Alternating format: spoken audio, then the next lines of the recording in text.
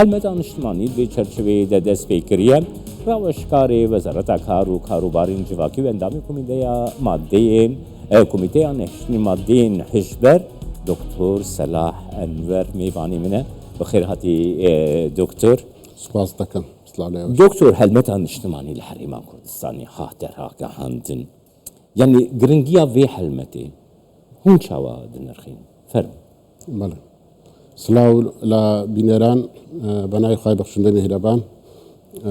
بەڕێزان مادەی هۆشبەر ترسناکترین و هەستیارترین بابەتەکەوە ڕوبەڕووی مرۆڤ و مرۆڤایەتی بۆتەوە ئەمڕۆ لە جیهاندا. هەرێمی کوردستانیش بێبەش نییە بڵێن لەو هێرشە و لەو بابەتە هەستیارە و لەو بابەتە بڵێن درەندانەیەکەوە وەکو ئەوانەی کە تیزارەت بە مادەی هۆشبەرەکەن بۆ ئەوەی بۆ قازانج و بۆ جرفانی خۆیان مرۆڤایەتی لە ناوبن هەروەکو جەنابی سەرۆک ئیشارەتی پێداکەوە گەورەترین و هەستیارترین شەڕکەوە بەرەنگاری مرۆڤ بۆ لە ناوبردنی مرۆڤایەتی بۆتەوە مادەی هۆشبەرە. بۆیە ئەبێ هەموو شێوازێک ئێمە بەرەنگاری ئەو شەڕە ببینەوە. یعنی دخوازم بزانم دکتۆر مەترسی لە سەر کوردستانیژی زیێدە بووە؟ بەڵێ بەس حەزەکەم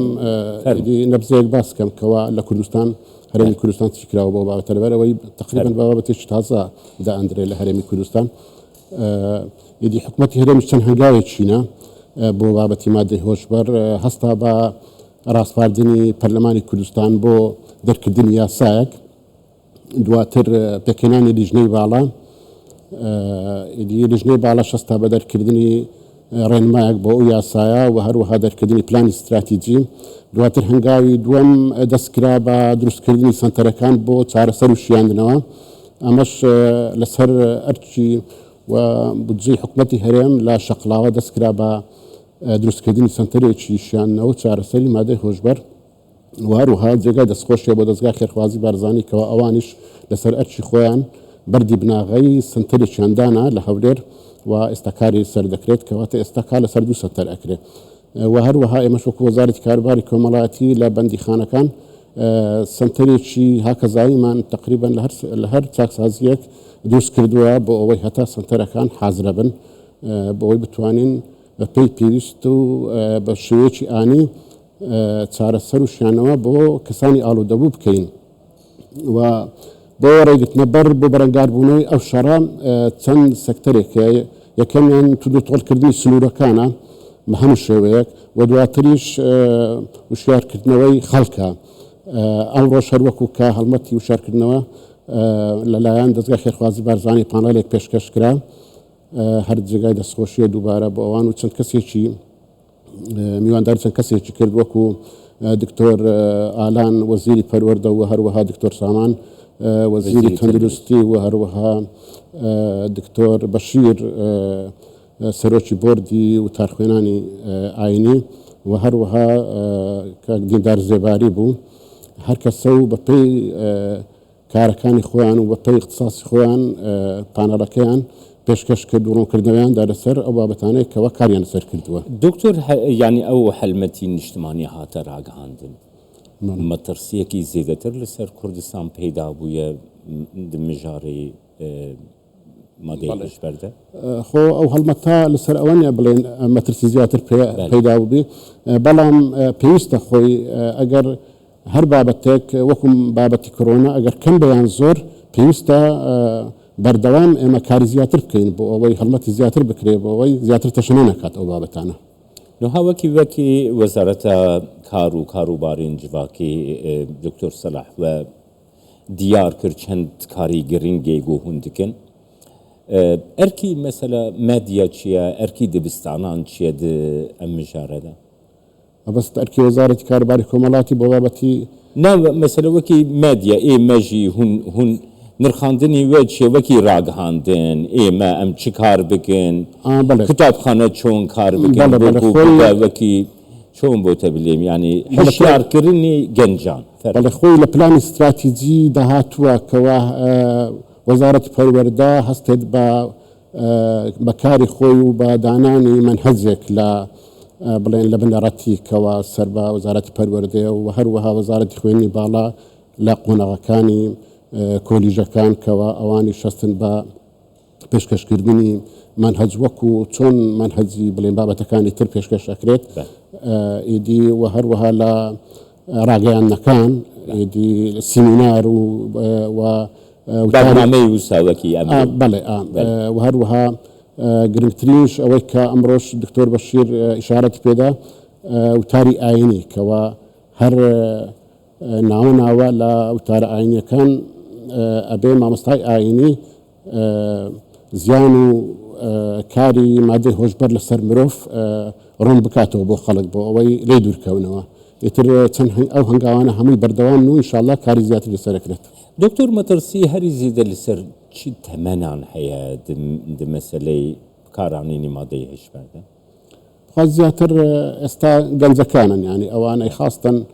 مەرحەلەی هەرزەکاری و دواتریش ینی گەنجەکان ئێستا زۆربەی هەرە زۆری ئیدی لەو ئاستەدا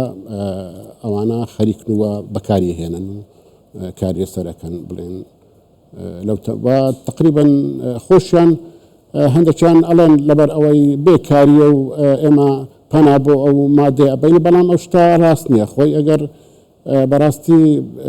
بێکاری هۆکارێک نییە بۆ ئەوەی کەەوە بڵێن گەنجەکان پەنا بۆ ئەو مادێ برن بەڵام بەڕاستی خەڵکی بیانی زۆر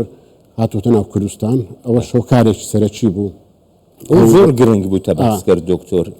يعني مثلا آمار دستي ودا هنا يكو مثلا كسي قرتي ما إيه عراقي تماشكر مثلا قالك كسيم بياني دا خواسكرينه يكو بكاري ما دي هشبر ومشهود بنو كردستان شاوايا يعني دستي بازرگانی ماده هشبرگو خوب یعنی ند کردستانی او کاره دکن زور نوا؟ بله طبعا زورن خوی براستی خلچی اما خلکی چی ئەوەندا بڵێن لەو بابەتە بەڕاستی بڵێ معلوماتی نەبوو لەسەر بازرگانیکردن بە مادەی هۆشبەر بەڵام حتمما خەڵکی دەور و بەردەبارەی ئەوان پێشتر خیبرەیان هەبووە و خەڵکی ئێمەشیان فێر کرد یعنی ئەوەی کە لە کوردستان و بۆ ئەوەی بتوانن ئەوان شاوکاریان بن و بتوانن ئەگەر هەر بۆ کوردستانیش نەبیت و وەکو دسرێک یعنی لە کوردستان مادەکان بپەڕێنەوە بۆ وڵاتانی تر. ئامار دەستی وەدا هەنە دکتۆر مەسەلا بەکارهێنەر چەندن توش بوو چەندن کەسێ گرتی چەندن بەڵێ بەڵێ ئێستا ئێمە لە بەندیخانەکان ئەوەی کە ژێر دەستی ئێمەدا بیت تەبعاً ڕۆژانە بڵێن لە زیادبووندایە بەڕاستی بازرگان و بەکارهێنەر بەس بەکارهێنەر بەکاربەر ئەوانە وەکو نەخۆش ئێستا بڵێن حسابیان لەگەڵەکرێت چووکە ئەوانە ئەو سەتەرانەش کە ئەکرێنەوە وەکو تاوانبار سەیری ناکرێن بەڕاستی ئێستا سنتەرەکان وەکو نەخۆشخانەیەک ئەبێ خەڵک سەیری بکە چکە زۆر کەسەیە کە تووشی بڵێن مادەی هۆشبەر بووە پێی شەرمە خۆی ئاشکرا بکات و بچێ بەدەم دکتۆر و بڵێن نەخۆشخانەکانەوە ئەو سنتەرانە بۆ ئەوەیە کە یان لەوانەیە بڵێ ئەگەر بچم مراجعەتی دکتۆر بکەم یان سەردانی شوێنە بکەم بگیرم ئەنجا ئەو قەیدا هەڵگیراوە لەسەر بەکاربەر وەکو نەخۆش سەیرەکرێت و هەموو کەس بۆی هەیە لەو سنتەرانە چارەسەر وەرگرێت بەڵێ لە چاکسازیەکانیش ئێستا ئامار هەیە چۆن ئەوەی کە لەوێت چەند کەس لە بەردەستی ئێمەدا بەڵام ئەوانەی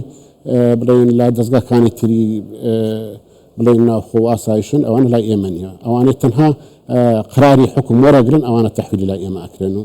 لای ئێمە شیانەوە چارەسەریان بۆ ئەکرێت. دکتۆر وەکی کۆمەلگا مثلا دوێ هەلوەستی کۆمەلگا چاوا بێ هەلوەستی دایک و باوان هەلوەستی ماڵبات دمژاری ڕێگریکردن لێ بکارانینی مادەی هێشبەردە وەڵا لەسەر هەموو کەس پێویستە ینی دایک خاستن دایک و باوک ئەبێ زیاتر لە جاران ئاگایان لە مناڵەکانیان بێت لە هەر تەمەنێک بێ ینی بەدوەدا چنی بۆ بکەن کە دەرەچێت لە ماڵ ئیدی خەریشی چییە مەسەلەی بڵێن لەوانەیە هەیە زۆربەی کەس داوای پارە لە دایک و باوکیەکە